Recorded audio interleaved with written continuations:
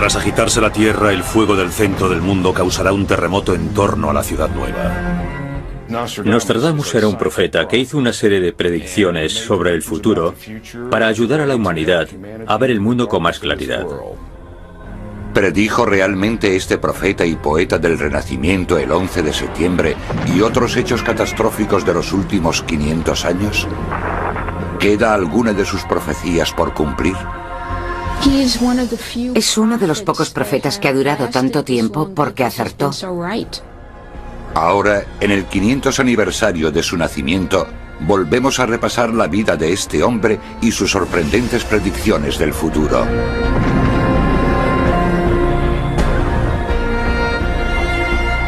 Nostradamus 500 años después, episodio 1.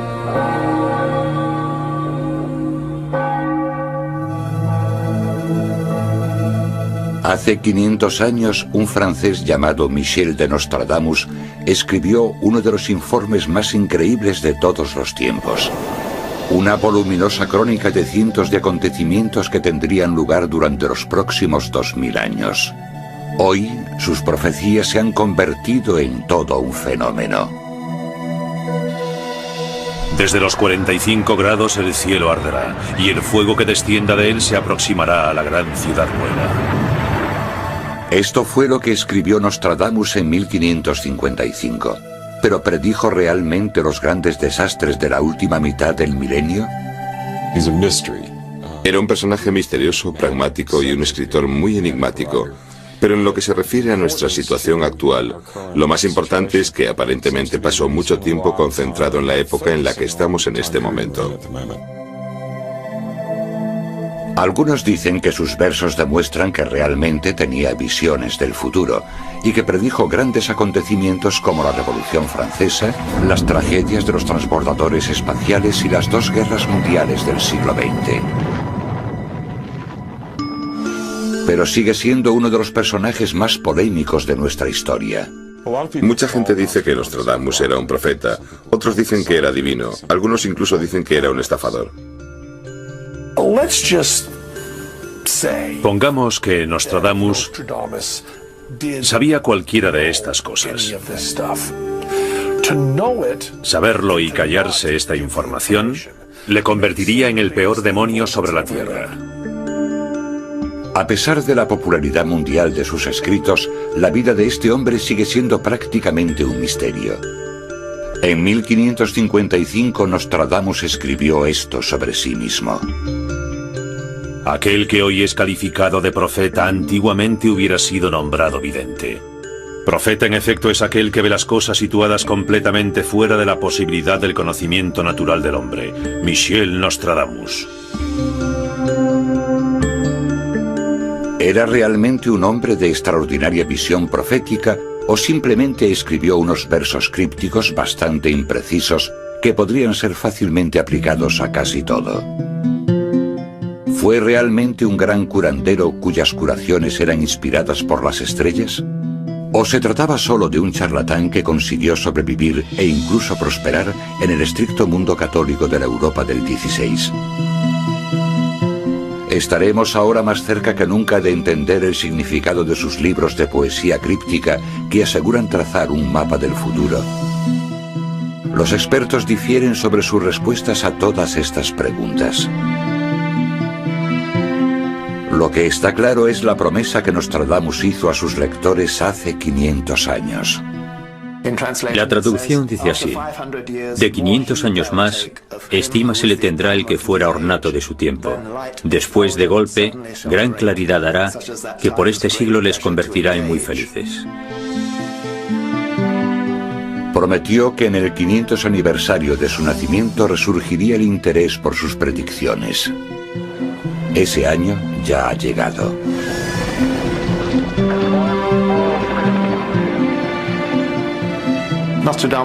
El 500 aniversario de Nostradamus es importante porque él mismo sugirió en uno de sus cuartetos que después de 500 años sus profecías serían más apreciadas. Muchos creen que Nostradamus predijo acontecimientos tales como la caída del comunismo, la guerra del Golfo y la muerte de la princesa Diana siglos antes de que ocurriesen.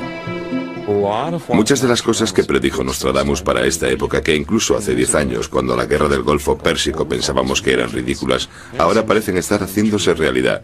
Cada día lo podemos ver en la CNN. ¿Predijo Nostradamus el surgimiento del nazismo en Alemania? ¿Las batallas aéreas de la Segunda Guerra Mundial? ¿Incluso el asesinato de Kennedy? El problema con cualquiera de estos hechos individuales es que no estás tratando un asunto real, porque para que fuera real, tendría que haber sucedido. Quiero decir, es como si alguien viene a mí y me dice que hay posibilidades de que ocurra otro desastre en el mundo en los próximos 5 años. Esa predicción ya la habíamos oído antes.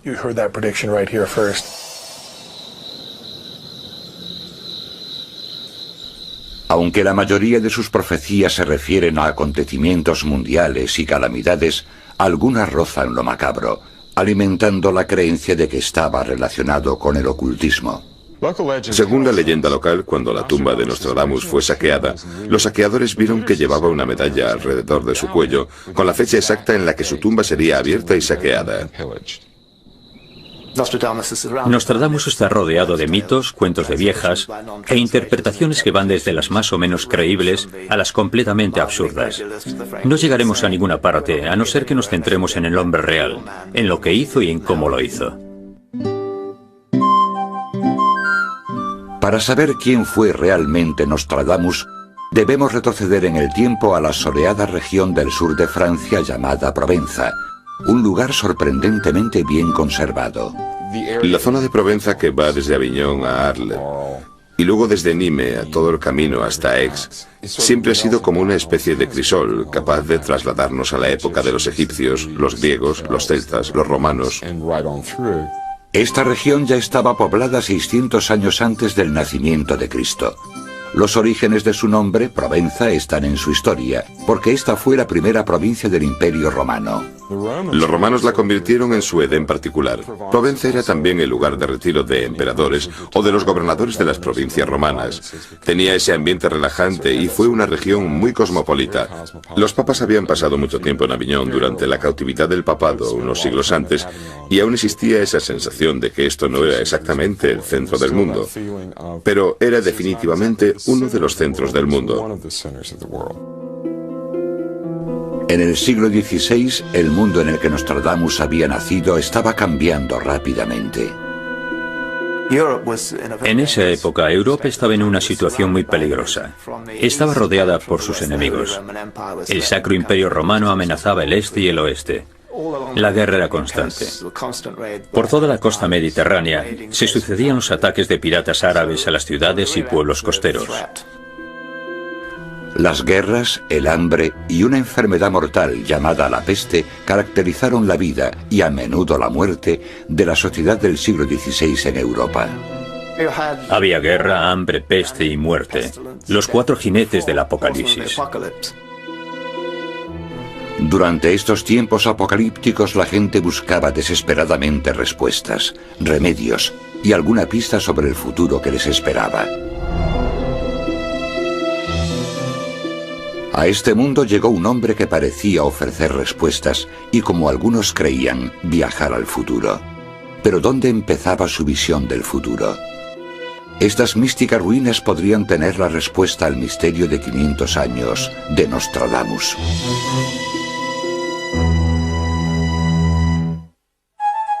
Ha pasado casi medio milenio desde que Nostradamus escribiera sus asombrosas predicciones del futuro.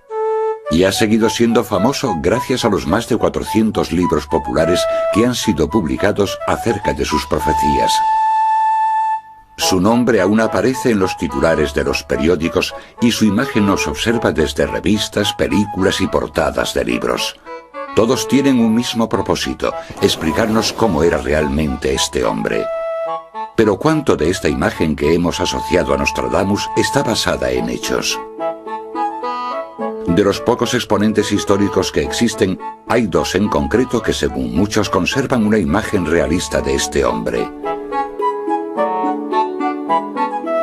El primero es un retrato de Nostradamus pintado por su hijo César. César era un pintor bastante bueno. Este retrato nos muestra a un hombre sonriente, como si estuviese a punto de contar un chiste. La imagen del retrato transmite bastante seguridad. Parece como si se tratase de tu abuelo favorito que ha venido a consolarte. Pero también hay un brillo en sus ojos, como si estuviese diciendo, puedo ser bastante gracioso, pero también puedo ser serio y duro.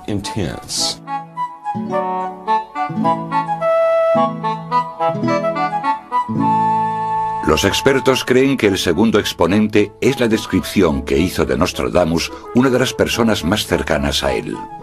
Esta es la descripción que hizo de Nostradamus su secretario Chavigny. Tenía una altura más o menos media. Era físicamente robusto, vital y fuerte. Tenía la frente muy ancha, la nariz recta y ojos grises de mirada dulce que brillaban cuando se enfadaba.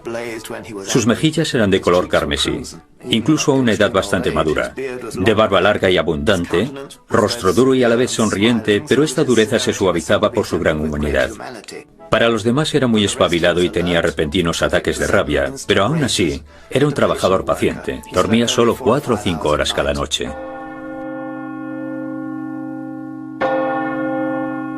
La época en la que vivió Nostradamus fue un período de transición. Cuando el miedo y la incertidumbre de la Edad Media fueron llegando a su fin, comenzó una nueva era. Con el despertar del Renacimiento, toda la visión del universo empezó a cambiar. En ningún sitio era esto más evidente que dentro del recinto amurallado de Saint-Rémy, la ciudad francesa donde nació Nostradamus.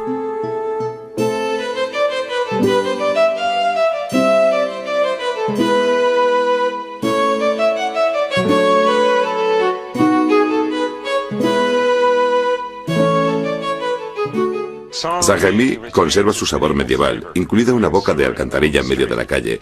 Está igual que en la época de Nostradamus. Vincent, escritor y guía, ha seguido el rastro del legado de Nostradamus desde sus comienzos en Saint-Rémy y nos ha traído hasta esta dirección, el número 6 de la calle Hoche. Nostradamus nació en esta casa en 1503. Es muy probable que fuera la casa de su abuela. Básicamente su madre hizo de comadrona, y las últimas investigaciones dicen que en realidad la casa en la que creció fue la propiedad de al lado, que era bastante más amplia.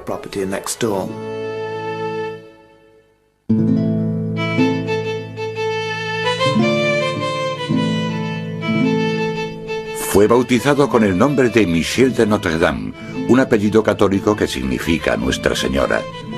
El abuelo judío de Nostradamus adoptó este apellido cuando se convirtió al catolicismo durante la Inquisición española, porque en aquella época los judíos en Europa eran perseguidos. A pesar de la represión religiosa de la época, el sur de Francia era una región cosmopolita, un auténtico hervidero de mitos, magia y emocionantes avances en medicina, matemáticas y astronomía. Más que el lugar perfecto, era probablemente el único lugar en Europa en el que alguien como Nostradamus podía haberse formado, haber aprendido y logrado su cometido. Desde una edad muy temprana, el joven Michel de Notre Dame estaba interesado por estas materias. Su abuelo paterno, Jean de Saint-Rémy, era el consejero del pueblo y quizás también fuera el médico. Así que en la familia había mucha tradición por estudiar. Desde una edad temprana, Nostradamus estudió latín y probablemente un poco de hebreo y matemáticas. Además de enseñarle algunas nociones básicas de matemáticas, latín, griego y hebreo, su abuelo le introdujo en el mundo de las ciencias celestiales. Y seguramente heredaría de él su astrolabio, el instrumento medieval que antiguamente se usaba para determinar la altitud del Sol y otros cuerpos celestes. Más tarde, Nostradamus escribiría sobre las maravillas astronómicas que despertaron su interés por la astrología. Júpiter se une más a Venus que a la Luna, apareciendo de plenitud blanca. Venus escondida bajo la blancura de Neptuno, de Marte golpeado por la pesada rama. Aunque algunos creen que este poema sugiere que Nostradamus predijo las órbitas de los planetas, es muy probable que sacase la idea del libro sobre los giros de los orbes celestes de Copérnico, publicado en 1543, en el que incluía su teoría del sistema solar. Pero si su temprano interés por la astronomía fue inspirado por su abuelo, su entorno escondía su pasión por la antigüedad. Provenza está repleta de historia, y Saint-Rémy es uno de esos lugares donde la historia simplemente se acumula en una ruina encima de otra ruina. Para el joven Nostradamus, la conexión más viva y directa con otros tiempos no estaba en algo sobrenatural, sino a solo unos metros al sur de su casa en Saint-Rémy. Nostradamus jugaba aquí cuando era pequeño. Fue su primera introducción a la historia antigua de la región. En 6 de sus cuartetos predijo que en esta región se descubriría un gran misterio o un tesoro enterrado. Bajo los antiguos edificios vestales, de Polman sol en caverna de cabra.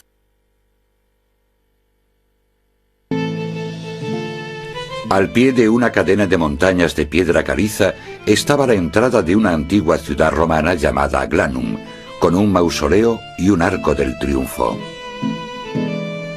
El tesoro o el botín que predijo Nostradamus podría tratarse de parte de la ciudad, ya que ésta no fue descubierta ni excavada hasta 1921. ¿Había visto el futuro? Quizás nunca sepamos la respuesta, pero definitivamente este lugar inspiró al joven Nostradamus. Simplemente jugar en las sombras de estos monumentos era como sumergirse en otro tiempo. Esculpidos en los muros del interior del mausoleo había relieves de los abatidos prisioneros y escenas de batalla de una antigua conquista romana. ¿Qué es todo esto? Estos enormes monumentos. Debieron de ser de una raza de gigantes. Debió de quedarse absolutamente impresionado.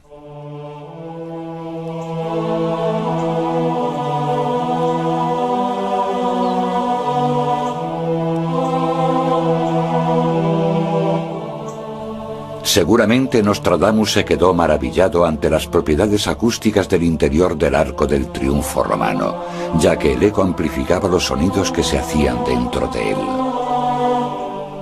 Desde su casa podía ir andando hasta las ruinas y a medida que fue desarrollando sus conocimientos, pudo leer las inscripciones en latín, apreciar la arquitectura del arco y el arte en el interior del mausoleo.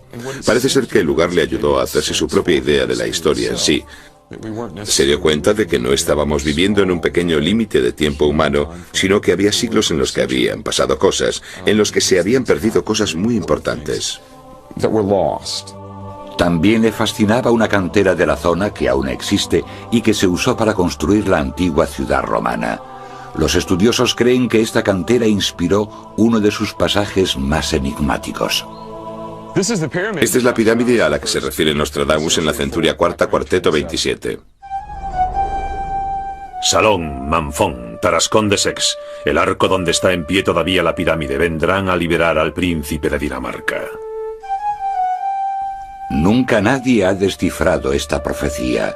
Los expertos creen que puede referirse a la liberación de un príncipe secuestrado, pero dónde y cuándo sigue siendo un misterio.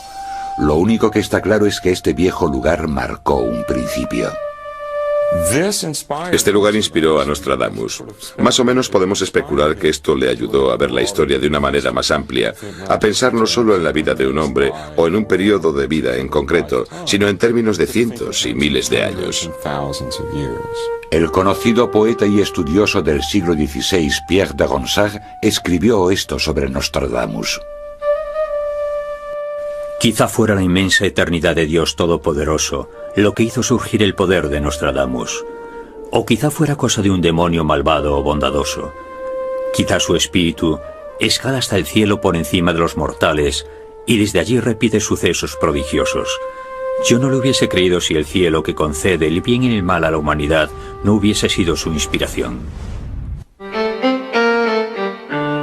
Era una época maravillosa. Mientras el joven Nostradamus iba creciendo, el mundo en torno a él ofrecía un asombroso espectáculo de logros humanos. En su cuarto y último viaje al Nuevo Mundo, Cristóbal Colón había conseguido cruzar el Atlántico. En Florencia, Italia, el escultor Miguel Ángel Buonarroti había tallado una pieza de mármol de 5 metros de altura llamada el David. Y Leonardo da Vinci había pintado un retrato llamado Mona Lisa. En 1519, a los 16 años, Michel de Notre Dame se trasladó a la antigua ciudad amurallada de Aviñón, a orillas del río Ródano, al sur de Francia. Aquí se matriculó en un curso de retórica, matemáticas, música y astronomía. Según la creencia popular, durante su estancia en la Universidad de Aviñón, se convirtió en un gran erudito e incluso se licenció en medicina. Pero la llegada de la peste a esta región por entonces hizo improbable una larga estancia en la universidad. En 1520, cuando Nostradamus tenía 17 años, el Ródano se desbordó cubriendo las calles de aguas residuales y cuerpos flotantes procedentes de los cementerios cercanos. Poco después, una peste virulenta asoló Aviñón. Llevaba alrededor de un año allí cuando llegó la peste, por tanto no acabó el curso. Así que los conceptos básicos como la retórica y todo eso ya los había estudiado. Pero no había llegado a la astrología, la música o la aritmética, que se dan en el segundo año de curso. Pero la virulencia de la peste negra que obligó a cerrar el puente de Aviñón, prohibiendo la entrada a todos excepto los más valientes, y que pospuso los estudios de Nostradamus, ofrecía otro tipo de aprendizaje. Quizás este acontecimiento ayudó a Nostradamus a entender la importancia del agua dulce para mantener la higiene de una ciudad. Más tarde, como médico, insistiría en el agua dulce y las calles limpias como forma de prevenir la peste. Hay documentos que atestiguan que Nostradamus dejó Aviñón en 1521 y se dedicó a recorrer el campo francés en busca de hierbas y remedios. Mientras que hoy una farmacia francesa moderna ofrece una amplia variedad de medicinas, en la época de Nostradamus las farmacias eran así.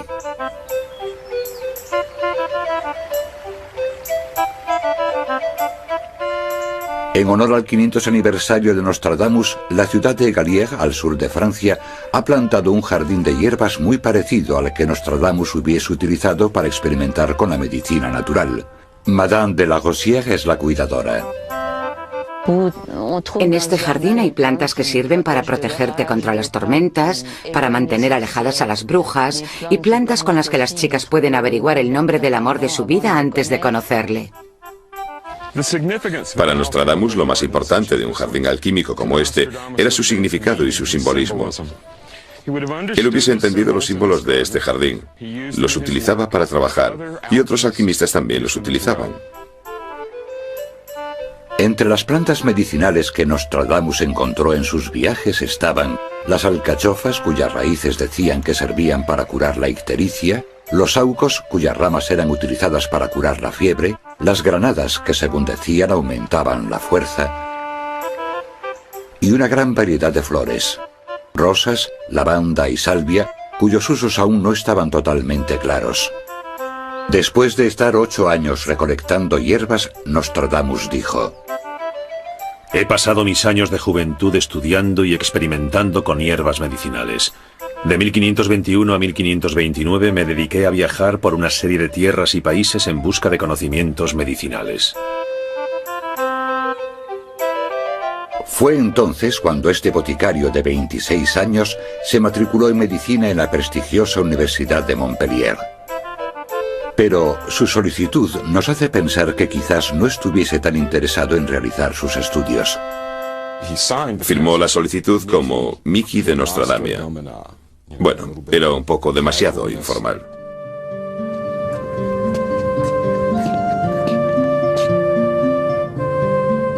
Mucha gente cree que fue aquí donde el autodenominado Miki de Nostradamia cambió su título de farmacia por su licenciatura en medicina, pero eso ahora se ha puesto en duda. A pesar de que en sus últimos libros Nostradamus se autodenominaba doctor en medicina, en la Universidad de Montpellier no existe ningún documento que acredite su licenciatura. De hecho, hace poco se tradujo un documento de los archivos de la universidad que asegura que el nombre de Nostradamus había sido tachado del registro. La razón citada era que como boticario engreído había hecho algunos comentarios groseros sobre los médicos. Si hace unos años alguien me hubiera preguntado quién era Nostradamus, probablemente le hubiera dicho que era médico, astrólogo y profeta. Ahora sabemos que fue admitido en la Facultad de Medicina de Montpellier, pero también sabemos que le echaron. A pesar de este contratiempo, él estaba decidido a ser médico, y por tanto Michel de Notre Dame latinizó su nombre en Nostradamus y se dispuso a seguir la gran tradición de Hipócrates. El padre de la medicina había dicho una vez que un médico tiene que ser también un viajante. Para Nostradamus eso significaba seguir a la peste.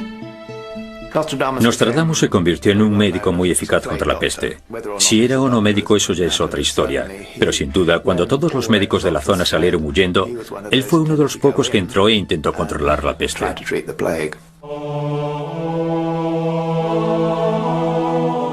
Como más tarde escribió su hijo César, fue una tarea de enormes proporciones. Las personas afligidas por la enfermedad abandonaron toda esperanza de recuperarse. Las casas estaban abandonadas y vacías, los hombres desfigurados, las mujeres lloraban. Los camilleros trabajaban sin cesar.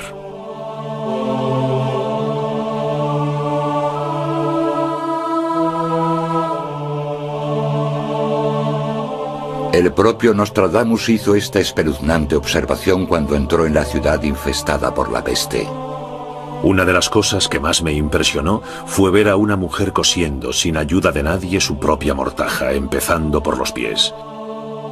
La encontraron muerta en medio de su casa con la mortaja a medio terminar. En el siglo XVI, el conocimiento de las estrellas era fundamental para la medicina. Los médicos usaban la astrología y el día de nacimiento del paciente para diagnosticar su enfermedad. Luego seguían con una serie de tratamientos rudimentarios. Cientos murieron no solo de enfermedades, sino también de la práctica de sangrías y la aplicación de sanguijuelas en la piel. Nostradamus era un médico bastante convencional. Practicaba sangrías cuando lo creía necesario. Aplicaba sanguijuelas y esas cosas. Muchos de los escritores contemporáneos le veían como el gran médico del siglo XVI, con multitud de conocimientos modernos, pero ese no era el caso. Su máxima era, usa lo que funcione. Y él relató en uno de sus libros que sangrar no era nada bueno. Podríamos decir que él utilizó este método, pero que no funcionó tan bien como a él le hubiese gustado. Nostradamus usó su conocimiento de las hierbas medicinales para inventarse nuevos remedios. El más conocido fue la pastilla de rosas, una fórmula que creó en 1555. 300 o 400 rosas rojas arrancadas antes del amanecer, pulverizadas y mezcladas con el serrín del ciprés más verde, lirio de Florencia, clavos y raíz de cálamo. Ahora sabemos que la raíz de cálamo es un poderoso antioxidante. Es también bueno para el sistema inmunológico. Ayuda a curarse y tiene muchas otras propiedades, y este era uno de sus principales ingredientes. Así que, según parece, las pastillas de rosa tenían un poco de alcanfor y los escaramujos aportaban vitamina C. El alcanfor actuaría como antiséptico.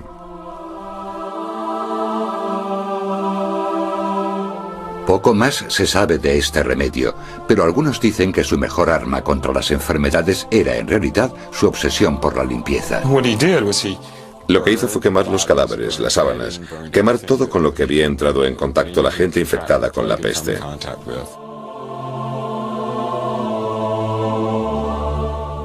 También recomendó ventilar las casas, dejar correr el agua y cosas por el estilo.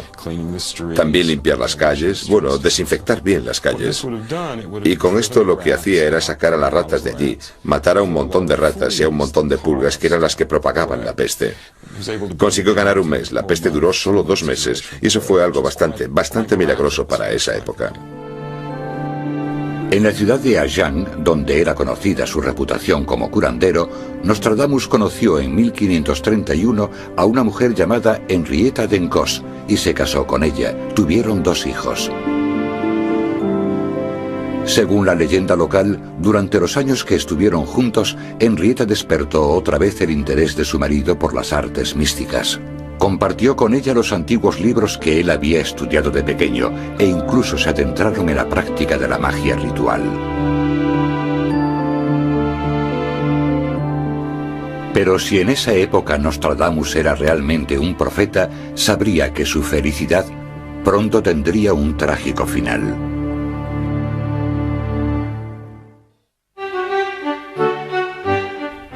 La imagen que se da de él en la sabiduría popular y la leyenda es la de un misterioso mago conectado con espíritus, demonios y ángeles. Pero, si retrocedemos en el tiempo, surge una imagen diferente, la de un hombre normal de una familia media, incluso un tanto distinguida. Esta casa de campo perteneció al hermano pequeño de Nostradamus, Bertrand. En su época era una espléndida casa de campo, por tanto esto nos indica que Bertrand no solo era un rico terrateniente y comerciante, sino que también era el capitán de la milicia local. Sin duda, la riqueza familiar permitió a Nostradamus viajar todo lo que quiso. En 1533 realizó otro viaje por Europa y el sur de Francia. Él hablaba de estos viajes como períodos de estudio y aprendizaje. Uno de estos viajes le llevó hasta Italia a casa de Julio César Scaliger, un científico matemático y, lo que era más importante para Nostradamus, un prestigioso médico licenciado en la Universidad de Montpellier, la misma de la que él había sido expulsado. Algunos investigadores creen que seguramente Nostradamus dio hierbas medicinales al doctor Scaliger, y que a cambio éste le enseñó anatomía humana, fisiología e incluso disección. Estas clases se llevaron a cabo en secreto, porque para la Iglesia este tipo de trabajo era considerado un crimen contra Dios. Más tarde, Nostradamus escribió un testimonio lleno de alabanzas hacia este personaje del Renacimiento, considerándole como su profesor más influyente. Scaliger parece haber heredado la habilidad de Cicerón para la elocuencia, el arte de Virgilio para la poesía y el doble del conocimiento de Galeno para la medicina. Le debo más que a nadie en el mundo.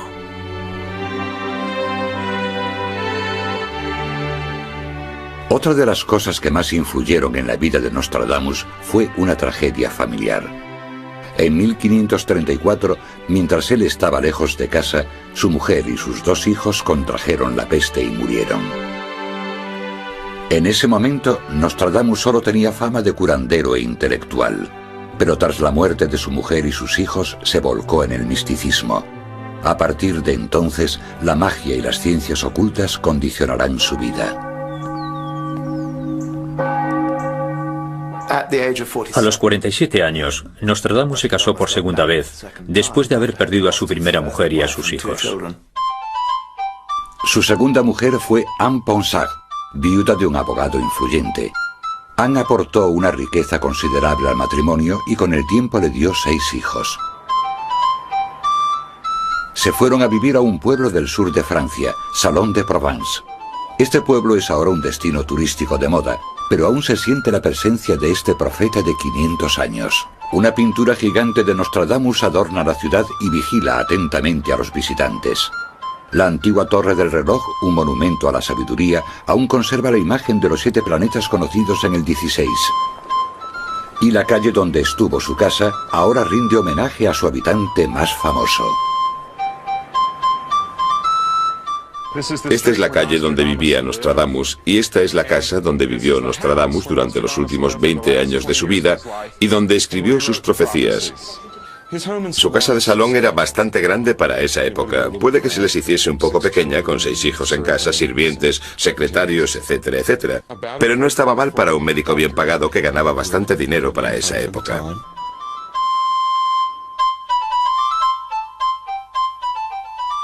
En 1550, Nostradamus empezó a escribir almanaques que incluían información práctica del año venidero para los granjeros. Los almanaques de Nostradamus eran muy similares al almanaque del pobre Ricardo, de Benjamin Franklin. Incluían un pronóstico del tiempo, información sobre las cosechas y la comida, sugerencias de cómo vivir y qué comer, y a veces también citas de otras personas famosas de la época. Sin duda incluían datos de astrología, y los publicó para ganar más dinero y así poder mantener a su numerosa familia. Los almanaques contenían pequeñas profecías del futuro, predicciones que se hacían realidad si creías en ellas. En toda la luna nacerán monstruos diversos, tanto humanos como animales, inundaciones, sequías, obispos nacen y princesas mueren. El rey Enrique II lo leía casi todos los días. Sin duda causaron bastante revuelo. Nostradamus fue una de las primeras personas en ganarse la vida escribiendo almanaques anuales. Tras el éxito de esta publicación, Nostradamus quiso llegar a un público más amplio con su Tratado de los Afeites y las Confituras. En el siglo XVI había esta idea de que si pertenecías a la nobleza, si eras una dama tenías que tener un cierto tipo de aspecto. Y a las mujeres de clase media les interesaba mucho todo esto, así que fue muy buena idea. Toda mujer adinerada que quisiese tener los dientes más blancos, una piel más clara y un buen remedio para teñirse el pelo cobrizo, compró un ejemplar. Y Nostradamus sacó mucho dinero de esto. Fue el equivalente del siglo XVI a un bestseller. El libro incluía recetas para tintes de pelo, perfumes, medicinas para la tos y una especie de pasta de dientes fortalecedora. Para blanquear los dientes, da igual lo negros o marrones que estén, muela 3 medidas de cristal, sílex, mármol blanco, sal de roca y caparazones de caracol. Frote los dientes con este polvo y en solo unos días verá sus dientes más blancos. Mientras los europeos compraban sus productos de belleza por pura vanidad, Nostradamus empezó a ver el futuro.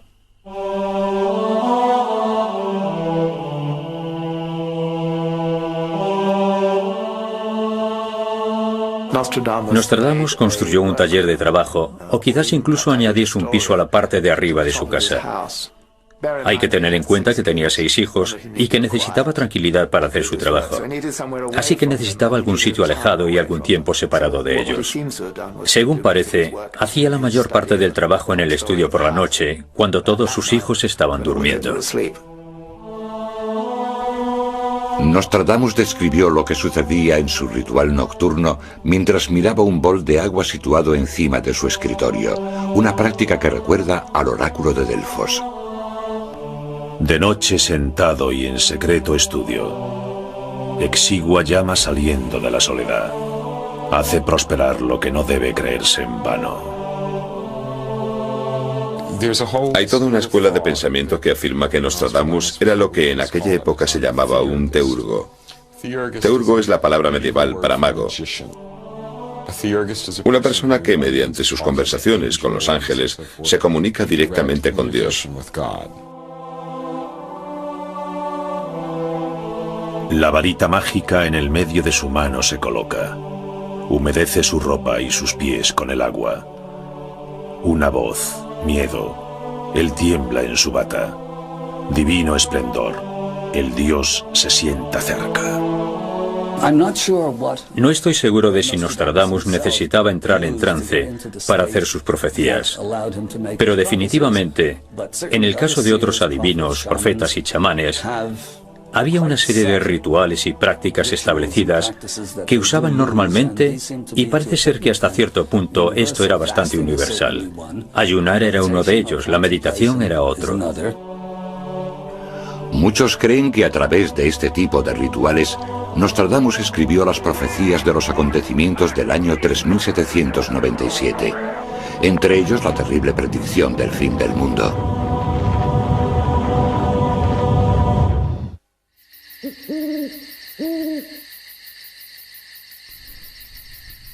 La noche. La noche era para él una herramienta tan importante como sus viejos libros, su pluma y su astrolabio que había sido un regalo de su abuelo. De vez en cuando Nostradamus se quedaba despierto toda la noche practicando la adivinación. Consistía en observar un espejo, un bol con agua o una bola de cristal e intentaba ver las visiones del futuro. Pero muchos creen que esta técnica no terminaba ahí.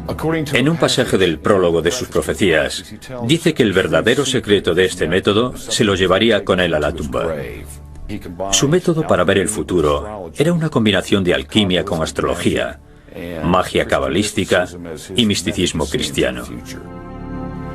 Algunos dicen que su método secreto se basaba en el estudio de acontecimientos celestiales. Salía de su estudio y se subía al tejado a una especie de torrecilla donde podía estar más cerca de las estrellas. Utilizaba conjunciones astronómicas y alineaciones. Y de esta forma decía que un determinado acontecimiento sucedería cuando, por ejemplo, Saturno y Júpiter estuviesen en Piscis. El problema es que estas conjunciones podían volver a ocurrir. Así que se podía elegir entre un número de fechas en las que dicho evento podía suceder.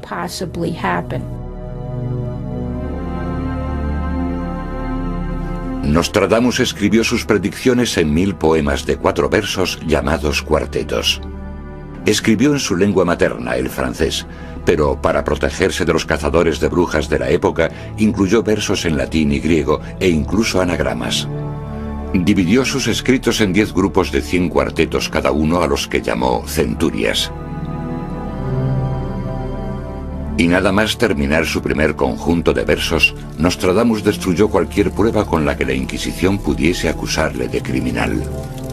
Dispongo de volúmenes que llevan mucho tiempo escondidos, pero temiendo el uso que se podría hacer de ellos, los encomiendo a las llamas. Nostradamus mantenía sus fuentes en secreto, pero eso era algo normal, porque como estaba escribiendo un libro de profecías, no quería que todo el mundo supiese de dónde las había sacado. Si hubiese tenido algún tipo de fuentes mágicas, las habría quemado. No quería que la gente pensase que era un mago. Los lugareños ya sospechaban bastante de él. Los cuartetos de Nostradamus vieron la luz por vez primera en toda Europa en mayo de 1555, cuando se publicó una colección llamada Les Prophéties de Michel de Notre Dame. El más famoso fue el cuarteto sobre el rey Enrique II, que trataba de cómo moriría. Compitiendo en una justa, una lanza atravesaría su casco de oro. El joven león vencerá al viejo. En un campo de liza y a un solo combate. En jaula de oro perforará el ojo, 2 heridas en una, seguidas de muerte cruel. El joven león atravesando el casco y perforando su ojo. Todas estas pistas que están en el cuarteto apuntan directamente a un acontecimiento muy específico. Por crípticos que puedan sonar estos versos para la mayoría de nosotros, en el siglo XVI en Francia estaban muy claros. Enseguida se interpretaron los versos del cuarteto 35 de la primera centuria, asegurando que sugerían que el monarca francés Enrique II moriría en una justa. La reina Catalina de Medici intentó evitar que el rey se batiese en duelo, porque el cuarteto de Nostradamus había predicho su trágico final. Por tanto, esta fue la profecía más importante desde que comenzara su carrera como profeta famoso. El accidente mortal ocurrió en el verano de 1559, cuando en la boda de su hija, el rey organizó una justa. Se enfrentó al conde de Montgomery, el jefe de la Guardia Real escocesa.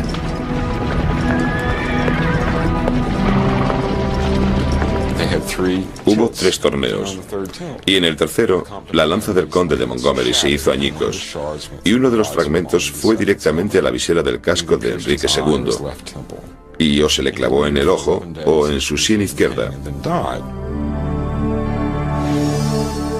Esa noche, el conde de Montgomery le dijo a Nostradamus: Maldigo al adivino que predijo este hecho con tanta maldad y tanta precisión. Antes de 1559, Nostradamus era un personaje de la leyenda local que suscitaba curiosidad. Pero en realidad, hasta después de la muerte de Enrique II, no se convirtió en una superestrella internacional. Fue como si todo el mundo dijese: esto es algo mucho más serio que un tío escribiendo un puñado de versos crípticos. Hay un significado detrás de ellos. Así que apenas unos años después de la muerte de Enrique II, las profecías, el primer volumen de las profecías, estaba traduciéndose en Londres, y Nostradamus ya era conocido internacionalmente.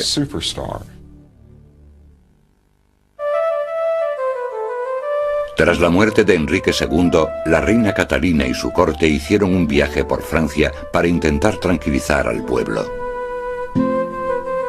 La histórica procesión, encabezada por más de 7.000 caballos reales, llegó a Salon de Provence en 1554. Cuando llegaron a su castillo del sur, el Château Lamperrie en Salon, la reina ordenó que le trajeran a Nostradamus. Más tarde dijo: Cuando visitamos Salón, vimos a Nostradamus, quien prometió a mi hijo el rey Carlos IX una larga vida.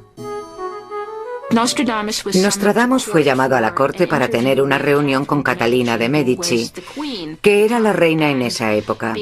Como había predicho con exactitud lo que le sucedió al rey, Catalina le pidió que predijera el destino de sus 7 hijos, que eran pequeños. En esa época eran bastante pequeños. La reunión tuvo lugar en la Salle d'Honneur, también conocida como la Sala de la Chimenea. Nostradamus examinó a los 7 niños reales y emitió sus predicciones para el futuro. Y no se equivocó cuando le dijo que cada uno de sus hijos serían reyes y reinas. Serían monarcas de diferentes países de toda Europa. La historia ha demostrado que sus predicciones fueron correctas, pero los cambios en la ascensión al trono real se produjeron porque 4 de los hermanos murieron prematuramente. En la edición de sus profecías de 1557, escribió lo siguiente sobre la familia real. De 7 ramas, a 3 serán reducidos. Los mayores serán sorprendidos por la muerte. Si las 7 ramas eran los 7 niños de Catalina, entonces Nostradamus habría predicho el futuro correctamente. Solo 3, Enrique III, Francisco y Margarita, seguían vivos en 1576.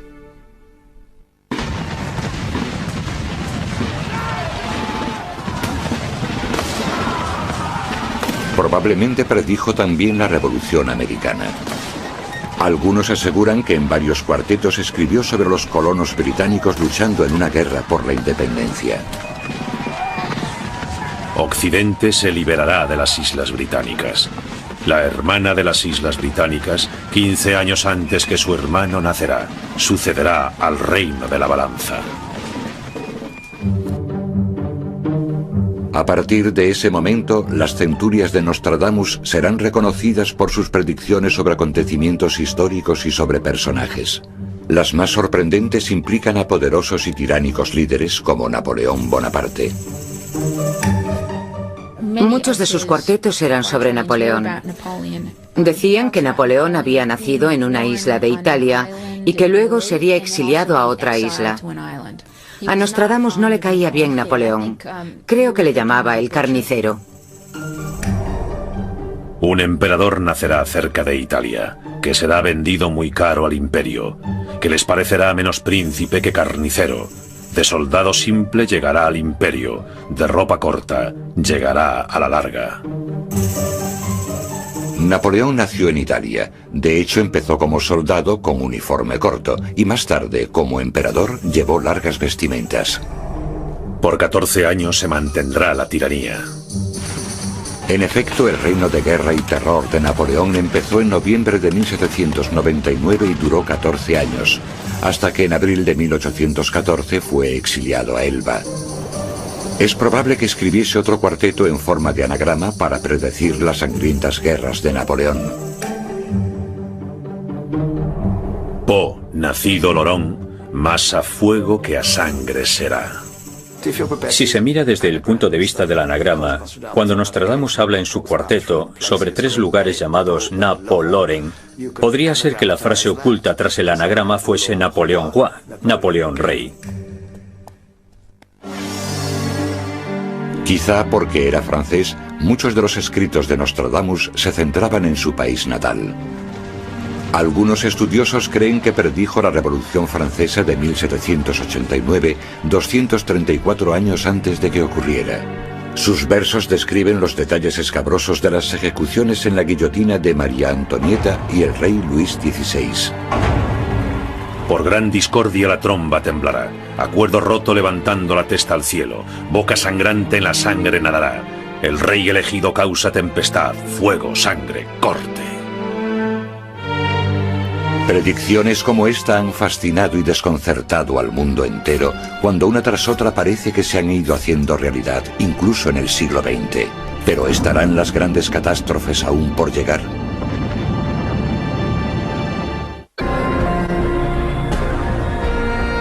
Nostradamus 500 años después, episodio 2.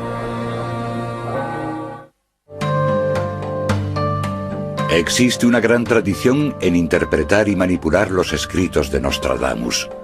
A lo largo de los siglos, determinadas palabras y frases de sus trabajos han hecho creer a muchos que predijo decenas de hitos históricos.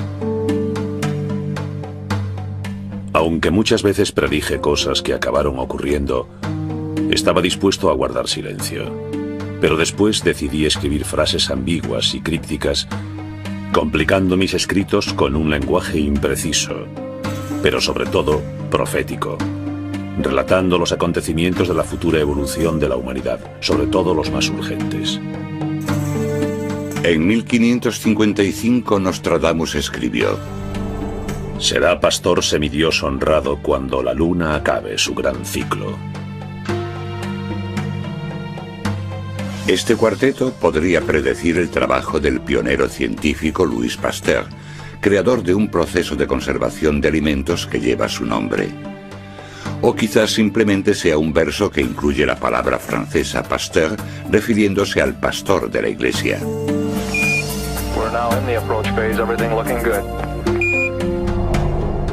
Uno será puesto en la esquina de la luna, donde se encontrará en tierra extraña. Algunos creen que este pasaje contiene la prueba definitiva de que Nostradamus predijo los futuros viajes espaciales. La llegada del hombre a la luna fue una de las predicciones más increíbles que hizo Nostradamus, y les diré por qué. Él dice que uno será puesto en la esquina de la luna, donde se encontrará en tierra extraña. Y si nos fijamos en la versión original, vemos que utiliza la palabra luna en vez de lin. Por tanto, está en latín, no en francés. Y esto ocurrió en 1969.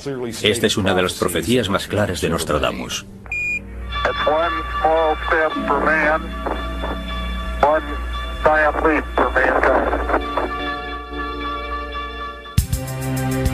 Hay quien asegura que el cuarteto 146 incluso predice la aparición de un ovni, ya que describe un lugar extraterrestre y un aterrizaje que traerá grandes beneficios para la humanidad.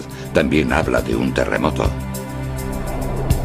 Gran fuego del cielo en 3 noches caerá. Algo hermoso y admirable sucederá. Muy poco después, la tierra temblará. Los estudios más exhaustivos de los escritos de Nostradamus siempre se han centrado en los versos que parecen predecir uno de los acontecimientos más horribles del mundo: el surgimiento de Adolf Hitler y el nazismo en Alemania.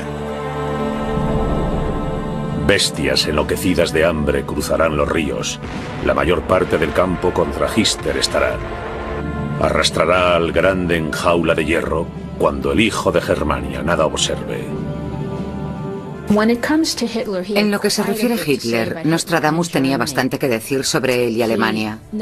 Nunca utiliza el nombre Hitler. En vez de eso, usa un antiguo término para el Danubio, que es el Hister o el Ister.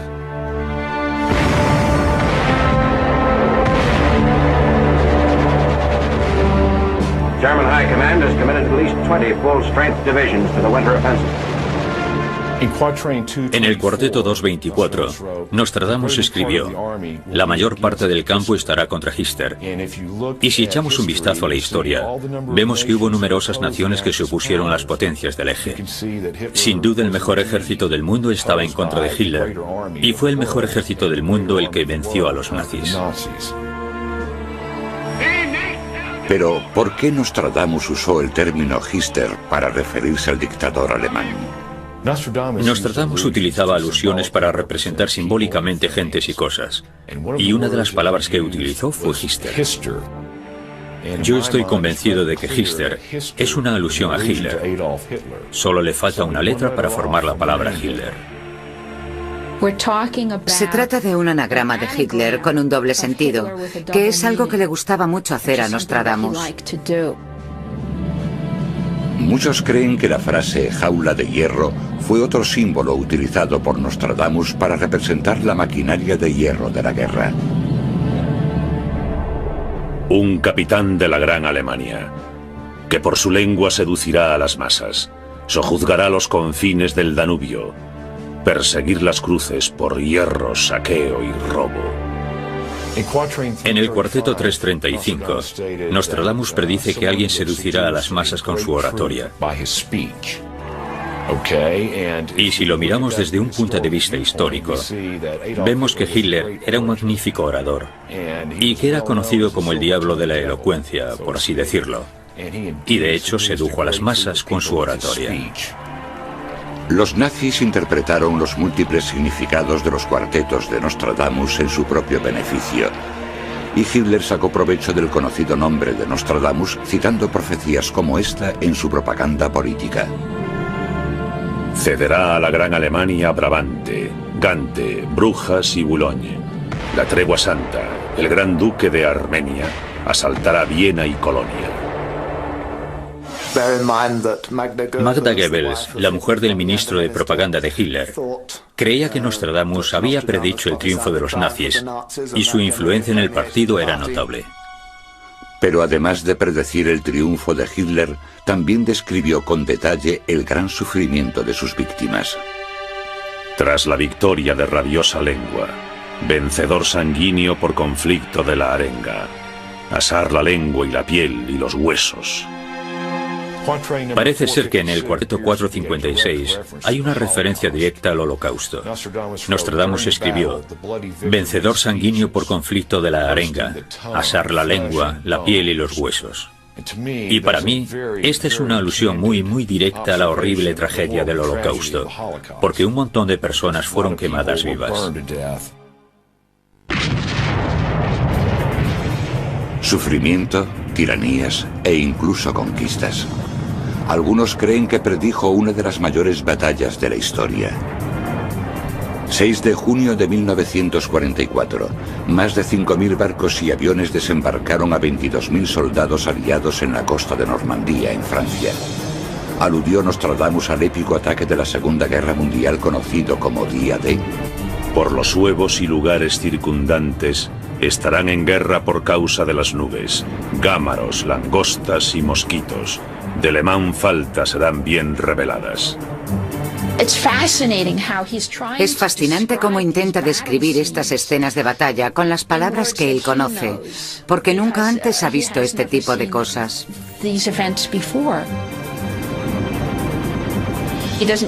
No utiliza la palabra día D y tampoco usa la palabra tropas.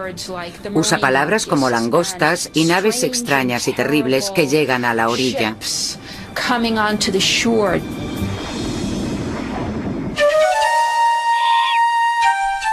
Aparentemente, los crípticos versos de Nostradamus también predijeron los ataques atómicos contra Japón que pusieron fin a la Segunda Guerra Mundial. Cerca de las puertas y dentro de 2 ciudades, habrá 2 azotes como nunca vio nada igual. Hambre dentro de la peste, por el hierro fuera, arrojados, pidiendo socorro. Parece ser que aquí se está refiriendo a los ataques nucleares de Hiroshima y Nagasaki. Y hay una frase que dice: dentro de 2 ciudades habrá 2 azotes como nunca se vio nada igual. Y si echan un vistazo a las fotos de la destrucción de Hiroshima y Nagasaki, verán que había trozos de metal por todas partes. Para mí estos versos describen claramente un ataque nuclear, algo que nunca antes había ocurrido en la historia hasta el año 1945. Además de la destrucción provocada por la Segunda Guerra Mundial, Nostradamus también pudo haber predicho los grandes cambios sociales que se produjeron en Europa Oriental medio siglo más tarde. La ley comunal se hará en la oposición. Viejo aguantará fuertemente tras ser lanzado del medio.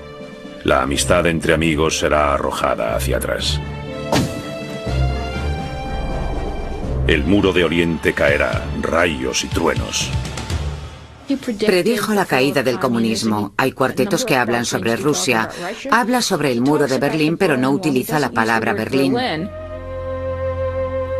Aunque las profecías son muy numerosas, fueron escritas en un periodo de tiempo relativamente corto. Tardó poco más de 2 años en escribir su colección de cuartetos. Pero en esa época sus visiones llegan hasta el año 3797. ¿Podría este año marcar el fin del mundo?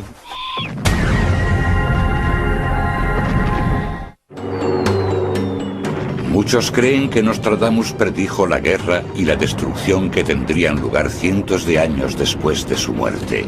Pero, si sus profecías fueran reales, escribió sobre personas que ni siquiera se hubiese podido imaginar en lugares que aún no existían. Dallas, Texas, 22 de noviembre de 1963. La obra antigua se acabará.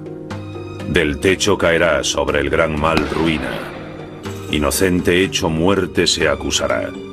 Culpable escondido soto bajo la escarcha. En el cuarteto 637, Nostradamus parece hacer una referencia al asesinato de Kennedy. Y hay 2 líneas que a mí realmente me impactaron. La primera es: inocente hecho muerte se acusará. Si te paras a pensarlo, Lee Harvey Oswald fue la cabeza de turco de aquel crimen. En mi opinión, fue acusado falsamente. El cuarteto continúa con una referencia al culpable escondido soto bajo la escarcha. Y si buscan en el diccionario la definición de la palabra soto, verán que describe un sitio poblado de árboles y arbustos. Y al haber vivido en Dallas, puedo asegurar que esta palabra describe perfectamente las montañas de la zona. Otro cuarteto, escrito en 1556, predice aparentemente la desgracia de otro presidente de Estados Unidos, Richard Nixon. El viejo burlado y privado de su plaza por el extraño que lo sobornará.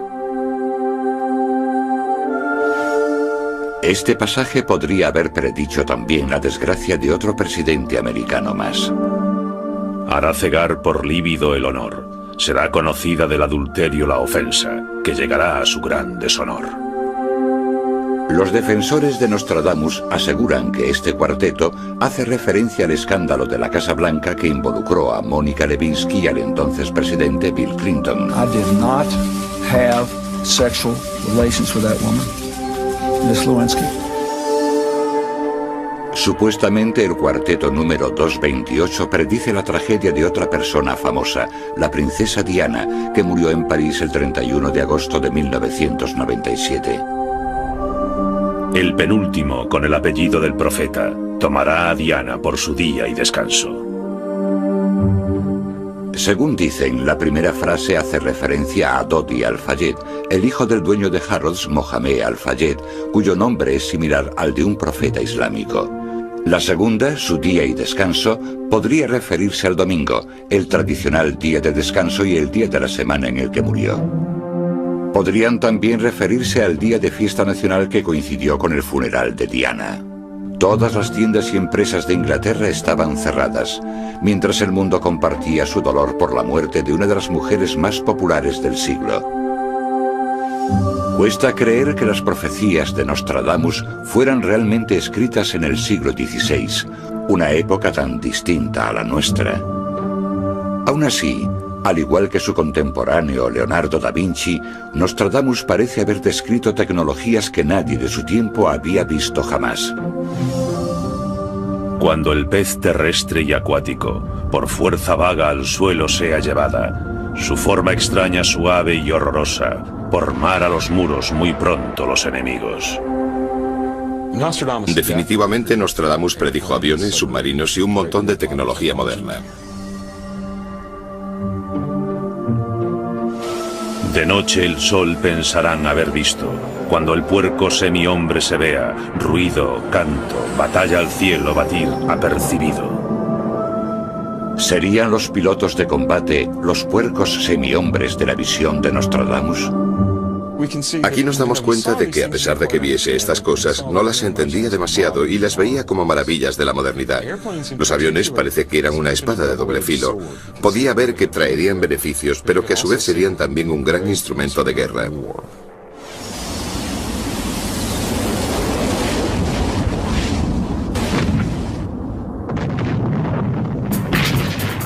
Hay quien defiende que describió la primera guerra del Golfo con sus grandes movimientos de tropas, su tecnología furtiva y sus campos de petróleo ardiendo. Ante Persia casi cerca de 1 millón de hombres. La serpiente verdadera invadirá Bizancio y Egipto. Entrará villano, amenazador infame, tiranizando la Mesopotamia. Tierra horrible, negra fisonomía. Nostradamus utiliza términos antiguos para ciertas zonas del mundo: Libia, Persia, Oriente Medio, generalmente del Islam, del mahometanismo. Habla de hombres con turbantes. Algunos expertos sugieren que existe otro cuarteto más específico sobre la reciente guerra contra Saddam Hussein.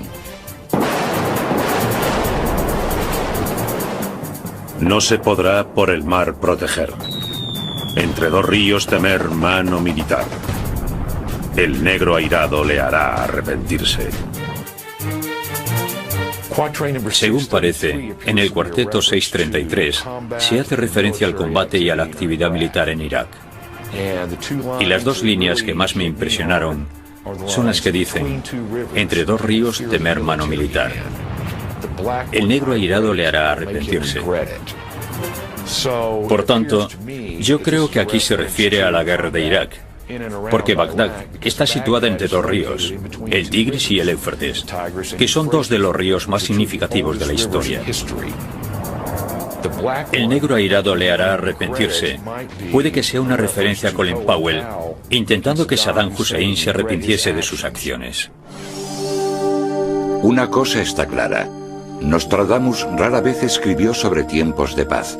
La mayoría de sus cuartetos se refieren a destrucciones. Una de sus descripciones de un desastre inminente se conoce como el Cuarteto del Cometa. Después de la gran lucha humana, una mayor se apresta. El gran motor los siglos renuevan. Lluvia, sangre, leche, hierro y peste. En el cielo luz de fuego, corriendo larga centella. Si echas un vistazo al cuarteto que habla del cometa y la larga centella, te das cuenta de que la idea del cometa y de la tragedia de la lanzadera espacial podrían ir unidas, que forman parte de una misma metáfora, parte de una misma imagen.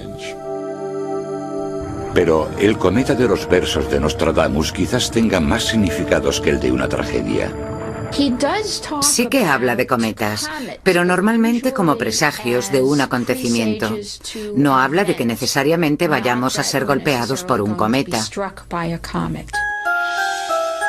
De hecho, algunos piensan que aquí estaba hablando de una serie de acontecimientos que tendrían lugar en nuestra época.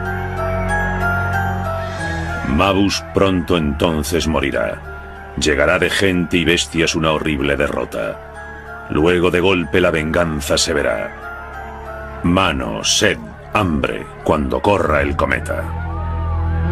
Cuando echamos un vistazo a algunos de estos cuartetos que aparentemente se refieren a nuestra propia época, tenemos que buscar los anagramas, los acontecimientos, las posibles interpretaciones que quizás a simple vista no sean tan evidentes. El cuarteto número 262 nombra a un líder malvado o a unos líderes con un nombre extraño: Mabus. Mabus es un anagrama que aparentemente se creó a partir del nombre Osama Bin Laden y George Bush, componentes que si se juntan forman el nombre Mabus.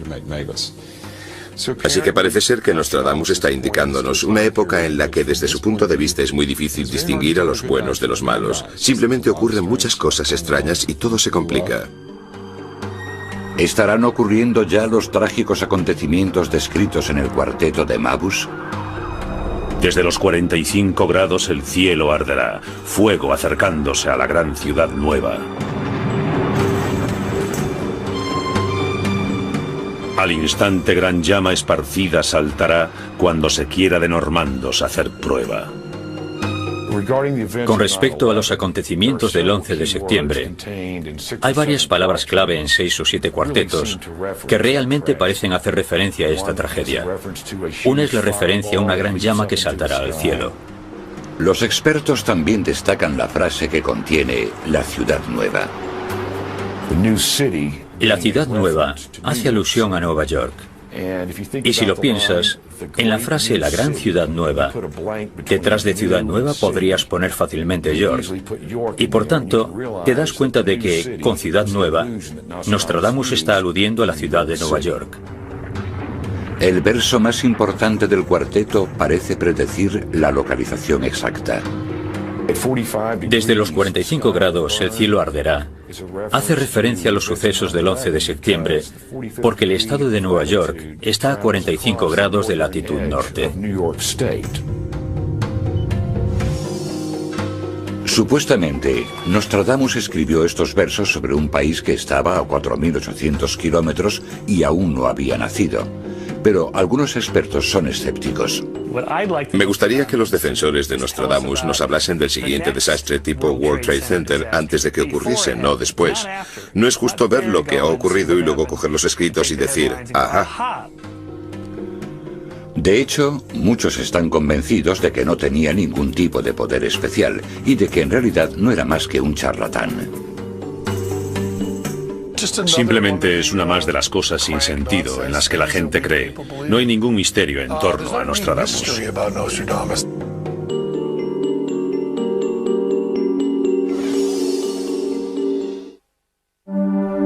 Durante casi 500 años, Nostradamus, el profeta del siglo XVI, ha sido considerado uno de los profetas más importantes de la historia. Pero también ha tenido sus detractores. No hay ningún misterio en torno a Nostradamus, eso es lo interesante. Quiero decir, sabemos que todo lo que él predice se interpreta después de que haya sucedido. Después de un acontecimiento concreto, vuelves a leer algo sin sentido que él escribió y dices, ah, esto es a lo que él se refería. El truco de Nostradamus era la imprecisión. Sus profecías tenían que ser aplicables a todo. Así la mayoría de los acontecimientos podían ser aplicados de manera general. De esta forma cubrirían casi todos los acontecimientos posibles. Algunos escépticos creen que Nostradamus utilizó el lenguaje críptico como instrumento para atacar a los líderes de su época sin arriesgar su propia vida. Si por ejemplo decía la bestia de las 3 cabezas o algo parecido, siempre podía salvar el pellejo diciendo, no me estaba refiriendo a nuestro rey, por Dios, estaba hablando del futuro, o algo así. En mi opinión, Nostradamus no era ni un adivino ni un estafador, era un comentarista social, algo parecido a los que escriben los artículos de opinión hoy en día. Sin embargo, él estaba escribiendo en una época en la que no estaba permitida ni la libertad de expresión, ni las críticas contra el sistema político, o el rey, ni nada por el estilo. ¿Por qué entonces la gente sigue creyendo que Nostradamus escribía sobre el futuro y que predijo unos acontecimientos tan fatídicos como Hiroshima y la explosión de 2 transbordadores espaciales? La gente siempre quiere creer en algo y buscarle un sentido al mundo. Y la idea de que alguien de hace 500 años pudo haber visto todo nuestro mundo, para ellos es suficiente. Yo creo que a determinadas personas Nostradamus les da una sensación de seguridad, porque al leer sus escritos pueden saber también lo que va a pasar.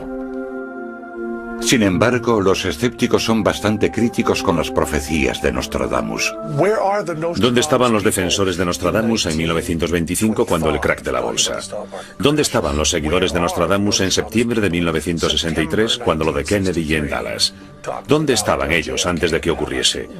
Yo creo que esta sería la prueba más fácil que podríamos hacerle a las profecías de Nostradamus. La primera y más famosa predicción de Nostradamus fue que el rey francés Enrique II moriría en una justa. El joven león vencerá al viejo en un solo combate.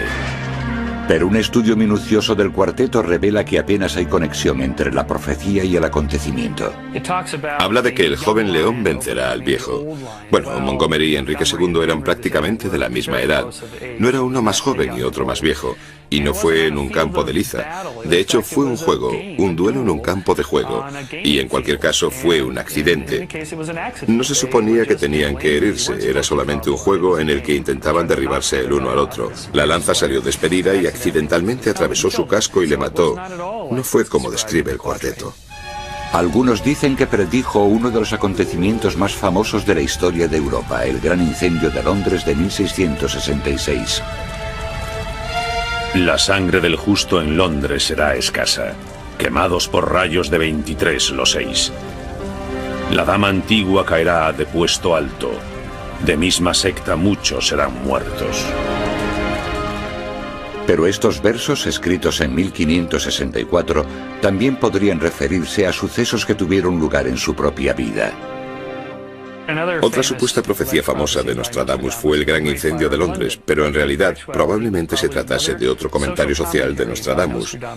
La quema de inocentes en Londres no tuvo nada que ver con un incendio ocurrido 100 años más tarde. Pero en su época quemaban a mujeres en las hogueras acusadas de practicar la brujería. Y cuando habla de los rayos y las llamas y las cosas ardiendo, se estaba refiriendo en realidad a los palos en donde ataban a las brujas, a las hogueras. Él estaba horrorizado con todo esto, y eso era lo que se refería en el cuarteto. Sus detractores también prefieren una explicación alternativa a los grandes avances científicos predichos en sus versos. Creen que simplemente Nostradamus relataba las visiones fantasiosas que muchas veces sus contemporáneos comentaban haber visto en las nubes. Las profecías que supuestamente se refieren a submarinos o aviones, e incluso viajes en el espacio, son en su mayoría interpretaciones erróneas de las adaptaciones que hacía Nostradamus de sucesos conocidos. En este caso, los aviones eran las visiones que la gente había contado haber visto en las nubes. Y no solo es que existan estos relatos, sino que también hay ilustraciones y grabados de estos monstruos, de estas visiones en las nubes. Así que no son aviones, no son submarinos. Según dicen, la figura de Napoleón Bonaparte aparece en varios cuartetos. Un emperador nacerá cerca de Italia, que será vendido muy caro al imperio, que les parecerá menos príncipe que carnicero. De soldado simple llegará al imperio, de ropa corta llegará a la larga.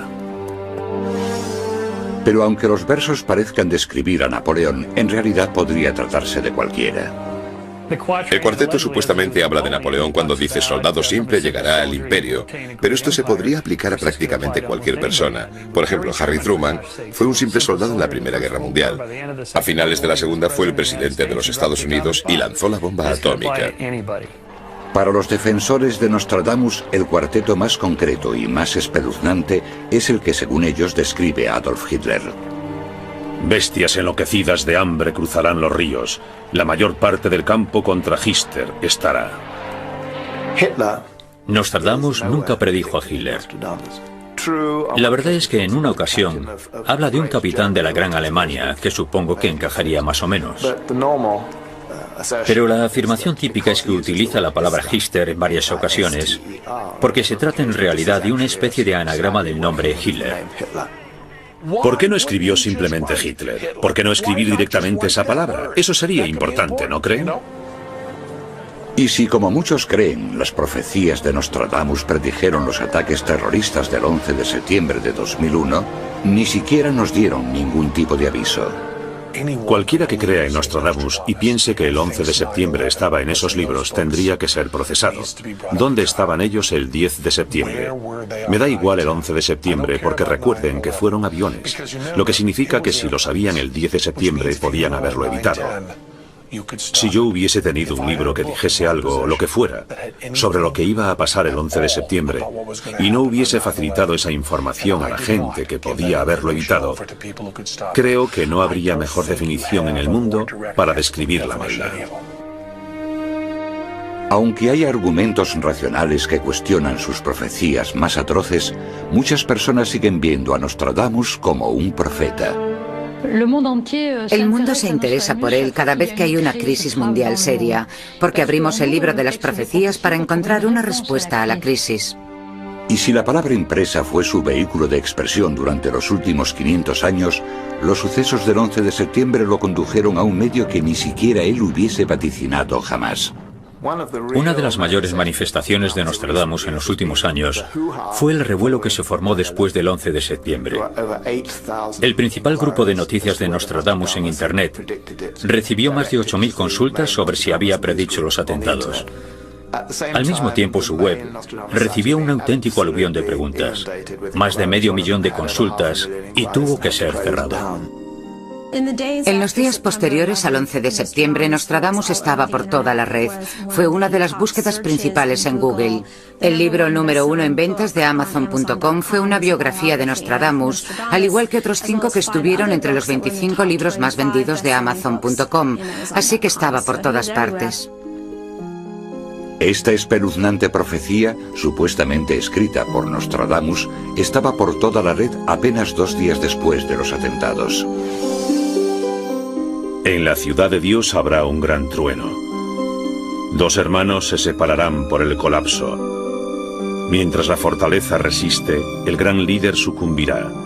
La tercera gran guerra comenzará cuando la gran ciudad esté en llamas. Nostradamus, 1654. Pero Nostradamus murió en 1566. No pudo haber escrito este pasaje en 1654. Y en sus trabajos publicados no hay rastro de este cuarteto. Era un fraude. Aún así, aunque los escépticos pongan en duda sus supuestas predicciones, Nostradamus sigue siendo un personaje conocido y un escritor de gran éxito. La pregunta que aún sigue en pie es ¿por qué? Nostradamus sigue siendo popular por un par de razones. La primera es que se trata de un sabio de la Edad Media, y tenemos esa idea de que en la antigüedad existía una especie de sabiduría profunda que podríamos heredar. En parte también yo creo que es simplemente cosa de los medios. Es como una leyenda urbana, una historia que se repite una y otra vez. Pero si la historia de Nostradamus es solo una leyenda urbana, ha conseguido sobrevivir al paso del tiempo. En ningún sitio es esto más evidente que en su ciudad natal, Salon de Provence. 500 años después de su muerte, el espíritu de Nostradamus continúa infundiendo el miedo y la inquietud incluso en las almas más valientes.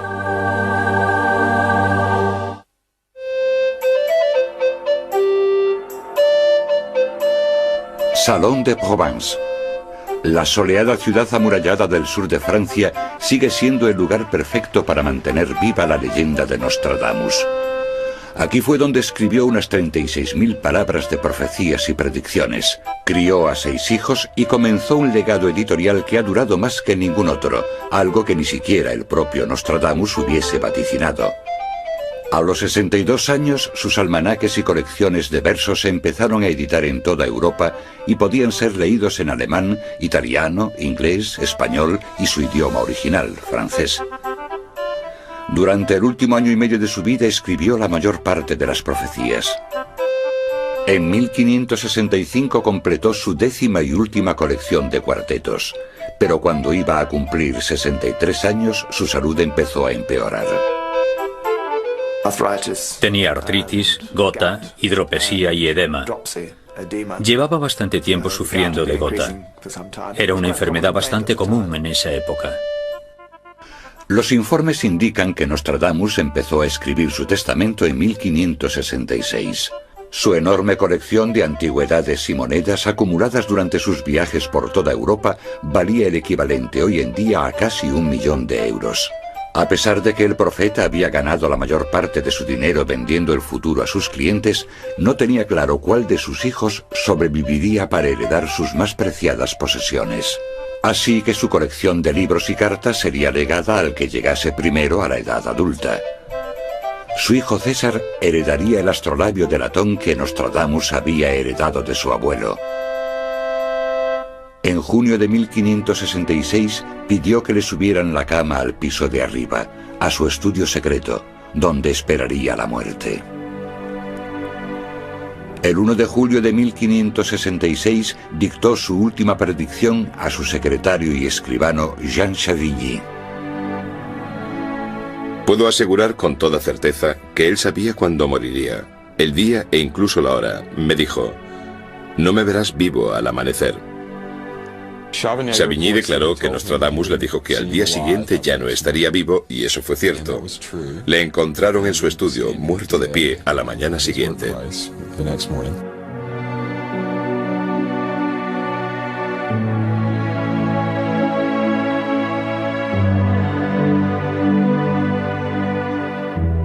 Su viuda, Anne Fonsard, llevó a cabo sus últimas voluntades.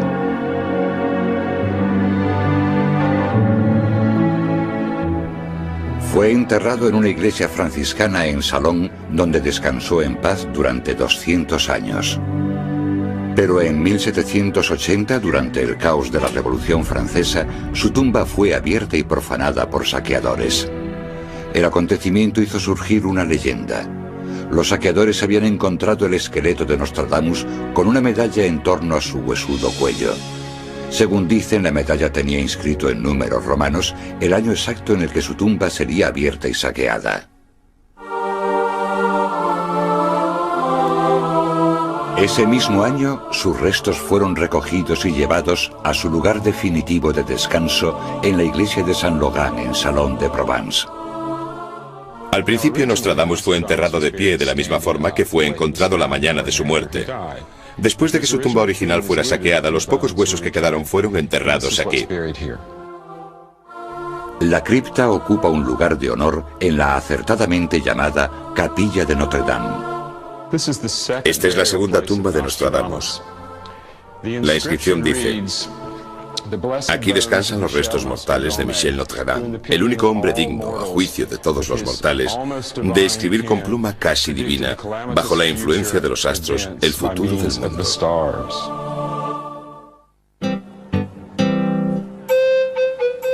A pesar de que han pasado casi 5 siglos desde que Nostradamus caminó por estas calles, hoy es imposible visitar Salon de Provence sin encontrártelo. La casa donde escribió sus famosas profecías es ahora un museo. Un muñeco de cera del profeta trabaja sin descanso en un estudio secreto cerca de la entrada. Cada año vienen al museo visitantes procedentes de 60 o 70 países extranjeros que vienen aquí para descubrir a Nostradamus o para trabajar en sus escritos y su historia.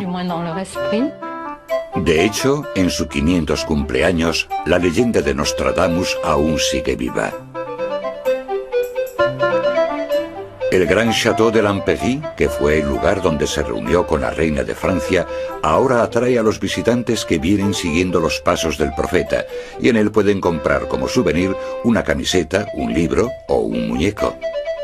Pero, escéptico o creyente, lo que está claro es que la gente se siente atraída por su memoria y su misterio. Toda persona que esté interesada en los escritos de Nostradamus tiene derecho a hacer su propia interpretación, y nosotros no estamos ahí para decirle que piense esto o piense lo otro. Tenemos conocimiento de bastantes hechos objetivos de su vida, mezclados con áreas mucho menos objetivas e imprecisas. Nosotros estamos aquí para decirle a la gente: vale, estos son los hechos, pero lo demás no lo sabemos. Según dicen, los escritos más siniestros de Nostradamus son avisos del apocalipsis. Llantos, gritos, lamentos, alaridos, terror. Corazón inhumano, cruel, negro y transido. Le Mans, las islas de Génova, los mayores. Sangre derramada, frío, hambre, para nadie perdón. Pero los expertos creen que estos son avisos, no promesas, y que el concepto más importante que nos dejó Nostradamus es que el futuro no está escrito. Todos los juegos de palabras, los acertijos, se hicieron para crear una determinada situación, de modo que la persona que estuviese leyendo las profecías solo las entendiese cuando el suceso hubiese pasado. En otras palabras, Nostradamus no estaba intentando predecir el futuro, intentaba darnos un mapa de futuros alternativos. La última fecha que menciona es 3797. Pero no dice que ocurrirá algo, simplemente sus profecías se acaban ahí. Hay gente que piensa que entonces se acabará el mundo. En realidad, Nostradamus dijo que había realizado una serie de cálculos cíclicos basándose en el antiguo método babilónico y que usando este cálculo cíclico pudo llegar hasta el 3797 después de Cristo, lo que nos daría el tiempo suficiente para estudiar mejor a Nostradamus. Aquellos que no puedan aguardar hasta el año 3797 para averiguarlo, deben juzgar si las profecías de Nostradamus han demostrado ser ciertas en el pasado y si aún podrían anticipar acontecimientos venideros. Pero podemos estar seguros al menos de una de ellas. En el prefacio de los versos finales de las profecías de 1557, Nostradamus declaró solemnemente: según vaya transcurriendo el tiempo después de mi muerte, a mis escritos se les dará más importancia que en vida. Nadie puede negar que en esto Nostradamus tenía toda la razón.